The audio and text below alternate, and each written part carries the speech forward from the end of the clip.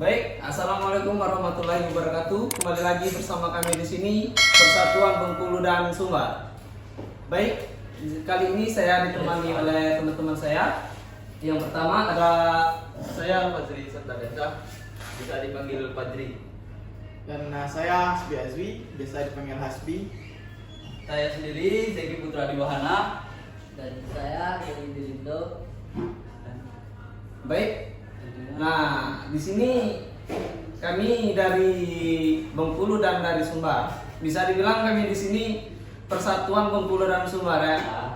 Jadi tujuan kami di sini yaitu untuk membahas tentang akuatik dan mewawancarai pelatih renang yang cukup terlatih lah di dalam mengajar. Pengalamannya cukup mendalam. Jadi di sini kami ditemani oleh Kak Juwita. Perkenalkan, nama saya Juwita Harikasari, biasa dipanggil Juju. Saya dari klub BASA. Baik, sebelumnya Kak, sebelum kita masuk ke materi, sebelum juga kami bertanya sedikit tentang pengalaman Kakak selama melatih. Sebelumnya kami ingin bertanya tentang latar belakang Kakak, tentang pengalaman Kakak selama melatih.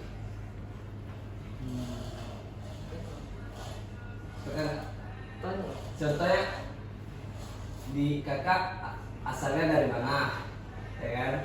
Asal dari mana, pengalamannya udah berapa lama, mungkin kan? Tentang pengalaman Kakak. Saya dari Bengkulu, lebih tepatnya dari Kabupaten Kepanjang. Saya anak kedua dari 3 saudara. Saya juga berpengalaman di renang ini. Saya mengikuti renang itu pada saat SD, itu sudah mengikuti les renang. Di SMP saya berhenti karena saya mengikuti taekwondo. Lalu saya lanjut lagi di SMA. Jadi Kakak bisa dibilang renangnya dari kecil ya Kak? Iya. Ya, dari kecil. Nah teman-teman, jadi Kakak ini berasal dari Bengkulu juga nih.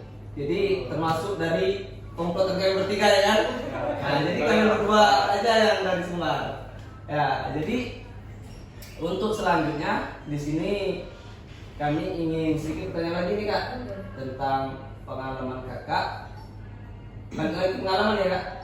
Pengalaman Kakak sebelum melatih, mungkin ada pengalaman Kakak mungkin trauma sebelum bisa berenang mungkin, atau kejadian-kejadian yang Tidak terduga. ya. Saya kemarin pernah itu ada teman minta ajarin, dia trauma dalam air itu karena pernah tenggelam. Jadi dari sana kan karena tahu permasalahannya, jadi kita cari tahu solusinya gimana. Jadi dari perlahan kita ajarin dulu dia adaptasi sama air biar dia nggak takut. Terus kita juga memberi motivasi terus kepada dia agar dia semangat untuk belajar renangnya, baru dia bisa mengatasi rasa traumanya, baru bisa kita ajarin juga. Jadi untuk campur itu Kak memang renang. Kalau kakak campurnya renang sama taekwondo. Jadi taekwondo terus sampai sekarang. Ya, terus. Untuk Kalau taekwondo aktifnya cuma mungkin latihan-latihan aja. paling apa tuh? Paling tinggi apa tuh? Saya tingkatnya. Bukan renang ya. Di pon mungkin udah. Kalau kakak itu lebih ke latihan saja sama melatih, karena kalau misalnya Oh, kakak enggak. juaraan itu belum pernah. Ya berarti itu bukan di apa tuh namanya? Dijadikan olahraga prestasi kan? Kalau bukan itu untuk olahraga hobi sama Nah. untuk belajar juga. Balik lagi ke trauma tadi Kak. Kakak pernah itu mengobatin trauma seorang berarti Kak? Kalau dibilang mengobati mungkin itu kan dari diri dari sisi ini anaknya juga kan. Nah, jadi kakak cuma untuk mungkin membantu aja. Berapa lama dia itu Kak bisa sembuh dari traumanya? Kalau sembuh dari trauma itu kan sampai akhir juga mereka pasti ada rasa Oh, trauma, oke. tapi kan cara kita memberi dia motivasi agar dia semangat untuk itu kan. Jadi itu tadi tentang trauma ya Kak. Nah, jadi untuk teman-teman mungkin dari teman-teman ada pertanyaan yang lain atau apalagi ada lagi yang ingin disampaikan. Nih saya ada sedikit pertanyaan ya. bagaimana cara kakak mengatasi rasa takut air pada siswa yang baru belajar berenang? Pada rasa takut. Ya. Nah, bermula-mula itu kan kita kasih tahu dulu dia takutnya karena apa. Mungkin dia ada ngerasa tenggelam, pernah tenggelam atau dia punya trauma yang lain gitu kan. Ya. Udah kita tahu ininya, kita mencoba dulu pendekatan diri sama siswanya. Jadi kita harus memberikan motivasi kayak air itu nggak akan membunuh dia gitu kan. Kita harus selalu ngasih motivasi sama siswanya dan kita perlahan-lahan itu coba ajak dia ke kolam itu dengan memegang tangannya. Ya. Nah, jadi kita harus selalu ngajak siswa. Kebanyakan kan kalau anak kecil ini kalau dia takut dia nggak mau turun nih. Ya. Nah, jadi sebagai seorang pelatih itu kita nggak boleh membentak anak atau apapun. Jadi kita harus memberi kasih tahu itu dengan perlahan-lahan. Jadi Iya. bagus ya kak. Iya dengan lembut. Jadi harus perlahan-lahan gitu Dia ya. harus perlahan, dia harus bertahap juga kan nggak bisa kita langsung ke sana. Ini si Gali ini diam-diam aja dari tadi. Ada pertanyaan atau gimana nih Gali? Mungkin nggak kelihatan dari kemarin. Gantengnya kurang. Ya, gantengnya kurang jelas. Nah, saya pengen nanya juga kak. Tadi kan teman saya ada nanya yang tentang minimnya kenalan. Ini masuk saat kita renang. Bagaimana cara kakak belajar mengasih tahu saya tentang pernapasan pada berenang? Ya, melatih anak-anak itu pernapasannya kak. Untuk melatih pernapasan itu kan kita di awal untuk memulai pembelajaran kan.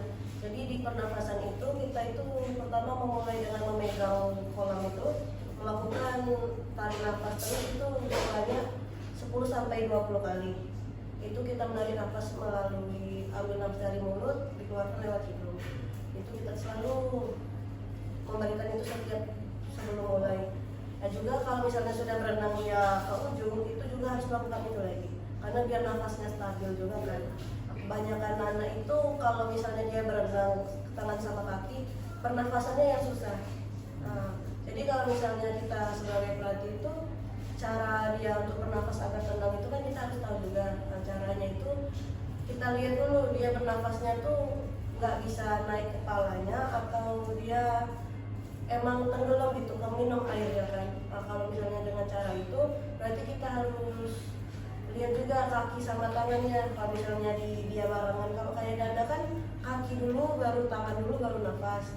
Nah, kebanyakan anak juga mungkin mereka ada yang kurang tahu tentang itu. Kita harus memberi kasih tahu juga setiap mereka gerak harus kita kasih tahu, harus kita koreksi terus. Berarti gerakan juga berperan penting dalam pernapasan. Iya, berperan penting juga. Lalu kalau nggak sinkron susah. Iya, Nah, itu. susah. Contohnya ada tuh salah satu teman kita kemarin kan kejadian. Badannya Contohnya Al Fazri kan. Ya, dia ngap-ngapan waktu berenang. badannya udah Ya, tegak. badannya udah tegak ini. Ya, padahal kan harus lurus gitu kan. Tapi ujung-ujungnya sampai. Nah, dia sampai tapi. Yang penting kan sampai juga. Tapi Iya. gaya dadanya udah hilang. Nah, itu. Jadi itu ngomongin mata anak-anak aja enggak. Iya. Terutama yang tadi yang kayak kamu bilang tadi itu yang pertanyaan itu banyak menyangkut ke anak SD kan. Nah tentunya untuk anak-anak itu setiap individu itu kan punya apa tuh namanya karakter masing-masing, karakter mental yang beda-beda juga lah. Di situ kakak kan melatih pernah dasar kan anak-anak. Nah bagaimana kakak itu menyesuaikan terhadap perbedaan tersebut? Juga terutamanya kan mental itu kan sangat kita tahu bahwa asalnya sangat berpengaruh dalam praktek kan. Terutama untuk anak-anak yang mengalami kesulitan mental mungkin yang seperti yang kawan bilang tadi trauma itu. Nah di situ kan kita sebagai pelatih itu harus banyak akal kan di situ. Nah jadi pertanyaan saya bagaimana cara kakak untuk mengatasi hal tersebut? Kalau untuk mengatasi hal tersebut biasanya kan kalau di TK itu mereka rame, nah, jadi nggak bisa kita melihat semua, ya nggak bisa melihat satu-satu. Nah jadi di sana itu guru TK juga berperan penting juga dalam pembelajaran. Jadi di mana misalnya kita mengajarkan, mau kita memberi motivasi kepada anak, guru TK yang lebih memberikan motivasi kepada anak karena kan mungkin anak tuh nggak bisa melihat kita semua. Misalnya anaknya 20, sedangkan kita cuma berdua. Nah jadi penting juga pada saat memberikan motivasi itu. Bilang untuk mental tadi, kan mental anak emang berbeda-beda tuh. Ada gimana kita bilang anak itu mentalnya gimana, kita itu dari awal harus bertanya dulu apakah ada yang takut air. Kalau enggak, kita percobaan dulu untuk menyentuh air. Kalau mereka takut, berarti emang anak itu yang mentalnya kurang untuk masuk air kan. Dan jika mental anak itu yang kurang, berarti kita mungkin harus lebih berfokus pada anak itu dulu untuk biar dia bisa masuk airnya. Baru dia udah mau masuk air, baru kita ajarin dia berenang bareng-bareng. Di sana juga peran dukungan orang tua juga pasti penting untuk anak itu kan, biar dia semangat untuk berenangnya, sama dukungan dari ibunya juga penting. Nah, jadi kita tuh kalau untuk anak kecil harus terus memberikan motivasi sama bujukan rayuan gitu kan. Karena anak kecil kan harus kita latih dulu mentalnya. dia harus kita biar dia bisa mau masuk kolam dulu gitu. Ya susah lah kak, yang anak kecil kemauannya itu harus Iya, harus diturutin gitu kan. Apalagi dia bilangnya mau jajan gitu kan, nah harus kita bilang dulu kayak kita belajar dulu baru nanti kita jajan nah gitu. Jadi harus sabar ya. Iya harus sabar, kita nggak bisa emosi Pak sama. Nah, jadi teman-teman, di sini kami sudah mewawancarai Kak Juwita ya. Di sini bisa disimpulkan Kak Juwita ini bisa berenang dari kecil dan pengalamannya dari kecil itu ada hal buruknya dan ada hal baiknya. Kak Juwita ini mengajar udah berapa lama, Kak? Melatih. Nah, melatih Kalau udah berapa lama? ini baru ini ya dari tahun kemarin. Oh, baru 1 tahun, Satu tahun. kurang 1 tahun. Jadi ini terakhir dari saya kak. Di akhir wawancara kita hari ini, nah ini pertanyaan terakhir dari saya. Tuh apa pesan dari kakak pada seluruh anak-anak atau mahasiswa yang baru belajar renang untuk bisa lebih giat dalam berenang? motivasi. Ya, motivasinya. Pesan kakak aja lah. Pada pesan secara umum aja. Secara umum pesannya. Lalu ke motivasi atau gimana? Pokoknya pesan kakak terhadap orang-orang yang baru mau belajar renang. Pesan kakak itu renang itu kan emang penting, tapi jangan juga menjadikan renang itu beban. Jadi misalnya dia nggak bisa harus selalu belajar. Motivasi juga dalam dirinya kalau dia berenang itu emang benar-benar untuk berenang, bukan untuk misalnya aku mau berenang karena mau dapetin abang ini ya gitu. Iya untuk gaya-gayaan. Jadi harus tanamkan juga dari dirinya kalau berenang itu emang menyenangkan. Nah jadi berenang itu nggak akan membunuh kita. Sama juga berenang itu nggak sulit gitu. Nah, jadi kita harus memotivasikan diri kita juga untuk supaya kita bisa berenang. Sama juga untuk yang baru belajar, kita itu nggak dikejar waktu untuk belajar berenang. Jadi belajar berenang itu santai aja, apalagi berenangnya kan. Jangan terlalu terburu-buru untuk nyampe garis finishnya, kecuali itu untuk lomba. Kalau kita untuk belajar ini kan yang Keselamatan. itu keselamatannya, kan berenang ini kan untuk keselamatan kita. Nah, jadi juga jangan terlalu terburu-buru, jangan terlalu panik juga untuk Step by berenang. step, kan? Iya, step by step juga. Itu untuk pesan kakak. Baik teman-teman, itulah pesan dari kakaknya, dari Kak Juwita untuk teman-teman mungkin yang belum bisa berenang atau mungkin lagi belajar. Itu tadi saran dari kakak. Oke teman-teman, jadi di sini kami sudah mewawancarai Kakak Juwita tentang apa itu sih renang, dan kami sudah juga mewawancarai sedikit pertanyaan-pertanyaan selama Kakak Juwita mengajar, pengalaman baik dan buruk Kakak Juwita, dan juga Kakak Juwita sudah memberikan saran untuk teman-teman yang saya bilang tadi mungkin baru belajar atau yang mungkin belum bisa belajar. Jadi di sini bagi teman-teman yang belum bisa berenang, di sini kata Kak Juwita tadi, jangan takut sama air. Jadi belajar tuh nggak ada kata terlambat ya. Nggak ada kata terlambat. Jadi untuk teman-teman yang belum bisa berenang, jangan, walaupun Kak Juwitanya bilang jangan takut sama air, terus nggak ada kata terlambat, jangan teman-teman mungkin belum bisa berenang langsung nyemplung kan, langsung nyemplung di kedalaman 200 meter. Nah, 200 meter nggak ada pengawasan, itu berbahaya gitu kan, ya kan? Mungkin.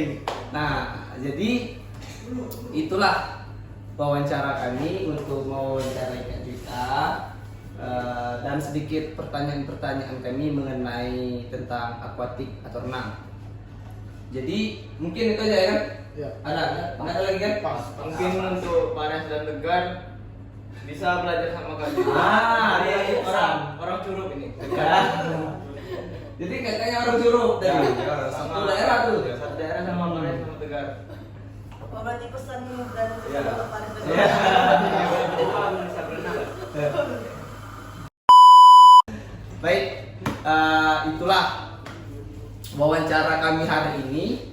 Mungkin kalau ada salah kata, Penyampaian yang salah. penyampaian yang salah, mungkin tingkah laku kami yang kurang berkenan, mungkin kan di wawancara ini, di forum ini, kami mohon maaf yang sebesar-besarnya. Untuk selanjutnya kami tutup aja kan. Kami akhiri. Wassalamualaikum warahmatullahi wabarakatuh. Sampai jumpa di lain hari.